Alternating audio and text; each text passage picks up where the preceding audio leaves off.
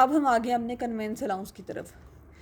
Convince allowance क्या है कि अगर हम कहीं जॉब कर रहे हैं, कहीं भी वर्क कर रहे हैं और हमारा एम्प्लॉयर ने हमें गाड़ी दी हुई है इस्तेमाल के लिए, कन्वेंस दी हुई है, या फिर वो हमें कन्वेंस की जगह पैसे देता है या फिर पिक एंड ड्रॉप सर्विस देता है, तो हमने उसकी ट्रीटमेंट कैसे करनी है।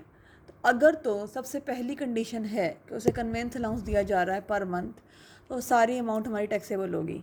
और इलस्ट्रेशन नंबर 9 आपकी बुक में है, उसमें लिखा हुआ है कि mister Fawad's annual salary of for tax year 2014 is 1,80,000. He was also provided 2,500 per month as conveyance allowance by his employer. Calculate his taxable income. यानी कि उसकी पूरे साल की टैक्स ईयर की सैलरी कितनी थी, 1,80,000, जो कि बेसिक सैलरी के आगे लिख दी हमने 1,80,000. He was also provided 2,500 per month as convince allowance. उसे हर महीने वो 2,500 रुपया कन्वेंस अलाउंस देता था, आने जाने में जितने पैसे खर्च होते हैं, तो 2,500 से कन्वेंस अलाउंस देता था उसका एम्प्लॉयर. तो इसके अंदर हमने टैक्सेबल इनकम फाइंड करनी है. बेसिक सैलरी पर ईयर कितनी है, 1,80,000. कन्वेंस अलाउंस पर मंथ कितना है, 2,500. तो 12 महीने होते हैं एक साल में, तो 2,500 multiply by 12 is equals to 30,000. तो 1,80,000 प्लस 30,000 इज इक्वल्स टू 210,000. ये उसकी टोटल क्या है, टैक्सेबल इनकम है. ठीक है. उसके बाद वो बात कर रहा है कि एक और बात है, if conveyance provided by employer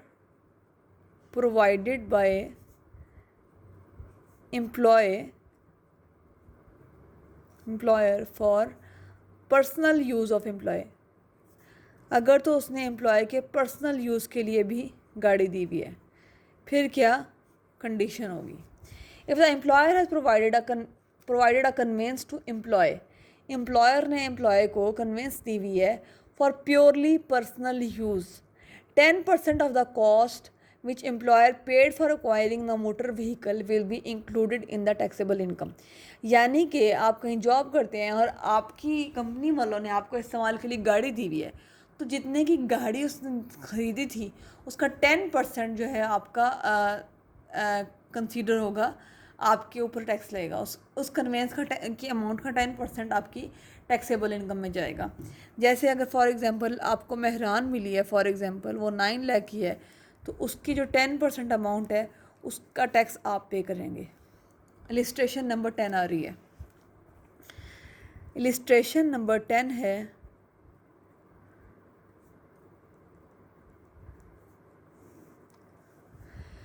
Mr. Faisal annual salary for the tax year 2014 is 4,20,000. Annual salary कितनी है, एक साल की 4,20,000, 4,20,000. ही is provided a car for his personal use bye his employer. उसके एम्प्लॉयर ने उसको, मिस्टर फैसल को, एक गाड़ी दी हुई है प्योरली मेयरली उसके पर्सनल यूज़ के लिए, उसके अपने इस्तेमाल के लिए. The car was purchase by the employer for 11,80,000. उस एम्प्लॉयर ने वो गाड़ी कितने की परचेज़ की थी, 11,80,000 की. कितने की ली थी, 11,80,000 की उसने गाड़ी ली थी. ठीक है. अब आपने मिस्टर फैसल की टैक्सेबल इनकम कैलकुलेट करनी है, तो यहाँ पे आप लिखेंगे कि वैल्यू ऑफ कन्वेंस फैसिलिटी, और नीचे एक्सप्लेनेशन में था 10% ऑफ कॉस्ट ऑफ व्हीकल. ठीक है. 11,80,000 का व्हीकल उसने लिया था, उसका 10% कैलकुलेट करें, ये हो गया 118,000. तो ये 118,000 आपका टैक्सेबल इनकम में अमाउंट जाएगी. तो आपकी टोटल टैक्सेबल इनकम इस साल की होगी 4,20,000 प्लस 118,000 इज इक्वल्स टू 538,000. ये होगी आपकी टैक्सेबल इनकम. यानी कि अगर आपको पर्सनल यूज़ के लिए गाड़ी दी जाए तो उसकी जो है 10% कॉस्ट जो है आपकी कंसीडर होगी टैक्सेबल इनकम में. उसके बाद है हमारे पास conveyance provided by employ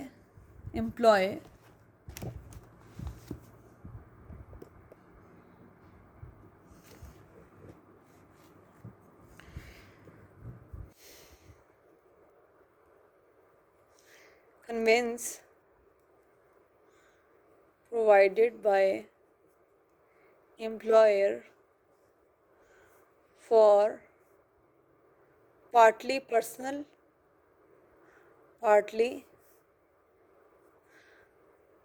personal and partly official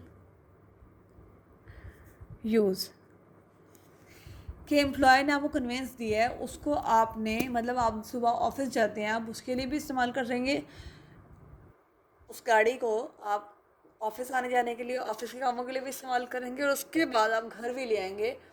क्या अगर आपने अपनी फैमिली को कहीं लेके जाना है तो आप अपनी फैमिली को भी उस गाड़ी पे अकोमोडेट कर सकते हैं, उसे अपनी फैमिली के लिए भी यूज़ कर सकते हैं।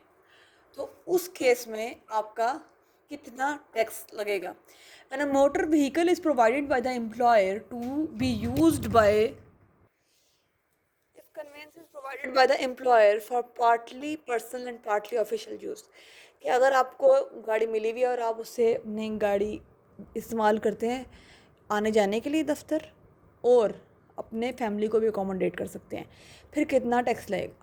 When a motor vehicle is provided by the employer to be used by employee both for official and personal purpose, 5% of the cost paid by employer for acquiring the motor vehicle will be included in the income of employee. कि आपके employer ने, आपके boss ने जितने की वो गाड़ी ली थी उसकी कॉस्ट का 5% आपकी टैक्सेबल इनकम में ऐड होगा। अगर आप कम्प्लीटली पर्सनल यूज़ के लिए होता है, क्योंकि आप सिर्फ अपनी फैमिली को अकोमोडेट कर रहे होते हैं, जो हमने पीछे एग्जांपल किया है, तब हम कहते हैं कि 10%।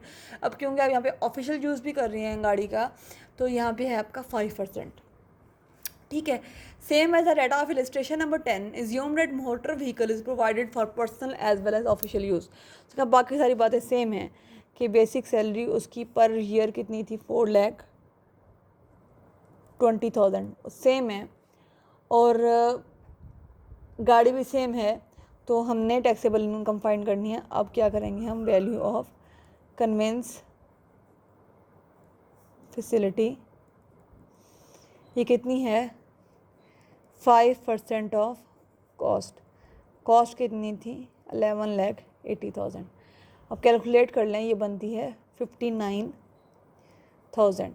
तो 4,20,000 प्लस 59,000 आपकी टैक्सेबल इनकम होगी 4,79,000। ठीक है। इसके बाद है if employer acquires a conveyance on lease, अगर तो उसने वो गाड़ी लीज पे ली है, फिर क्या होगा? In case the motor vehicle is acquired by the employer on lease, the fair market value at the commencement of the lease will be ascertained। कि आपकी जो है गाड़ी की फेयर मार्केट वैल्यू को हम कंसीडर करेंगे। In case of B, in case of B क्या था कि पर्सनल यूज़ के लिए सिर्फ, then 10% of fair market value, और अगर दोनों ऑफिशियल और फैमिली पर्पज़ के लिए यूज़ कर रहा है फिर 5%। यानी कि अगर गाड़ी उसने लीज पे लिया है फिर तो आप उसकी एग्जैक्ट कॉस्ट नहीं बता सकते ना, तो आप क्या करते हैं, जो गाड़ी की फेयर मार्केट वैल्यू होती है उसकी परसेंटेज डिसाइड कर लेते हैं। अगर तो वो फैमिली के लिए यूज़ कर रहा है सिर्फ, तो 10% ले लेंगे फेयर मार्केट वैल्यू का, और अगर वो दोनों के लिए यूज़ कर रहा है, ऑफिशियल भी और फैमिली के लिए भी, तो फिर हम 5% ले लेंगे। तो इलिस्ट्रेशन नंबर 12 है हमारे पास। Mister Farooq salary is 22,000 per month. illustration number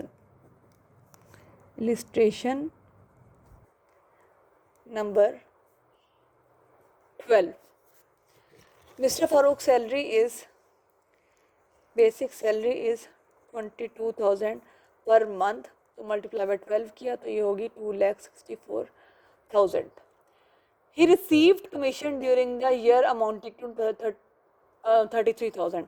commission भी मिला उसको इस साल, कमीशन भी उसकी इनकम होती है ना, तो ये भी आपकी टैक्सेबल इनकम में एज इट इज़ ऐड हो जाता है 33,000। He is provided a jeep by his employer for personal as well as official use. एक गाड़ी, एक जीप उसने दी थी जो वो पर्सनल भी यूज़ कर सकता है और ऑफिशियल यूज़ भी कर सकता है। Employer took this jeep from a leasing company at an annual lease of 80,000। Employer ने गाड़ी 80,000 एनुअल लीज दे के परचेज़ की थी jeep. Fair market value of jeep at the commencement of lease was, जब ये लीज स्टार्ट हुई थी तब इसकी फेयर मार्केट वैल्यू क्या थी, 8,50,000। अब हमने क्या करनी है, हमने तो फाइंड करनी है अपनी टैक्सेबल इनकम और उसके अंदर हमारी कन्वेंस फैसिलिटी का कितना टैक्स जाएगा। तो हम वैल्यू ऑफ कन्वेंस फैसिलिटी करेंगे। तो हम क्या करते थे, फेयर मार्केट वैल्यू का परसेंटेज लेते थे। फेयर मार्केट वैल्यू उसने कहा है 8,50,000। अब ये गाड़ी वो इस्तेमाल कर रहा है for both personal as well as official use. अब दोनों पर्पज़ के लिए यूज़ कर रहा है तो तब क्या होता है, इन केस अगर दोनों परसेंटेज के लिए यूज़ करो फिर हम 5% लेते हैं, मल्टीप्लाई 5 डिवाइड बाई 100, तो ये कितनी अमाउंट होगी, 42,500। तो टैक्सेबल इनकम एक साल की कितनी होगी, 2,64,000 प्लस 33,000 कमीशन प्लस 42,500, तो ये होगा 339,500। इसकी क्या होगी, टैक्सेबल इनकम होगी इस पर्सन की। The amount of annual leave paid by employer will not be taken into consideration। जैसे अब इसने क्वेश्चन में एक लाइन एक्स्ट्रा लिखी थी कि employer took this jeep from leasing company and annual lease is 80,000। Lease वो जितने भी पे करे उसको हम कंसीडर नहीं करते, उसको हमने इग्नोर करना है। हमने सिर्फ फेयर मार्केट वैल्यू देखनी है और हमने फेयर मार्केट के अकॉर्डिंगली उसकी परसेंटेज लेनी है। If he is using the conveyance for only family for his personal use, तब तो होगा ओनली एंड ओनली कितने percent, 10%। And if he is using this conveyance facility for both personal as well as private use, partly personal partly private, यानी कि वो अपने official calms के लिए, ऑफिस में आने जाने के लिए, ऑफिस की ड्यूटीज़ के लिए भी वो गाड़ी यूज़ कर रहा है और साथ के साथ अपने पर्सनल यूज़ के लिए भी कर रहा है और गाड़ी लीज़ किया है, तो जो इसकी फेयर मार्केट वैल्यू होगी उसका 5% हम अमाउंट में लेंगे, जैसा कि आपने इस एग्जाम्पल में किया है। और उसने कहा अपने लीज़ की अमाउंट को कंसिडर नहीं करना। तो यहाँ तक हमने कन्वेंस फैसिलिटी वाला सारा कवर कर लिया है। आगे हमारे आएंगे मेडिकल चार्जेस, वो आप देखेंगे हमारी नेक्स्ट वीडियो में। Take care.